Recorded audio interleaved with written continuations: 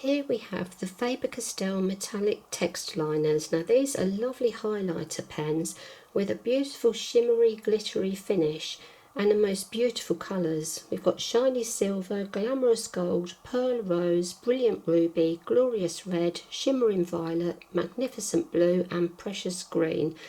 And they are really stunningly lovely. That's all I can say. Now I bought these not really knowing how I would use them. They are not really suitable for colouring in large areas, but I've found that they're really useful on a picture if I want a line, just a shimmery, transparent, glittery line.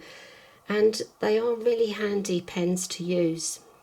They're very flat, so they lie on your desk and they don't roll about. They have a chisel tip nib, and with this nib, depending which way you hold it, you can get a 1mm, a 2mm or a 5mm line. So I could use these if I was creating a fold on a fabric where I wanted to shimmer, or if I was going to just do a little shimmer on the tip of a petal. I think they'd be really pretty. So these are actually water-based, they're odourless, they are smudge-proof when dry, and just really pretty, transparent, glittery colours. And you can layer them up as well. So on the back here, I'm just going to show you, they are highlighters, so you can see the print very clearly through there. And here I've got silver, and I've overlaid the ruby, and then I've put another layer of silver. So the more layers you have, the deeper the colours get and the more shimmery they look. So I found they don't work on black surfaces, but that's because they're designed to highlight on white paper, books, documents, and when I tested them on very thin paper they did bleed through, but on my 300 GSM paper they're absolutely fine. So I'm just going to see if I can show you the glitter.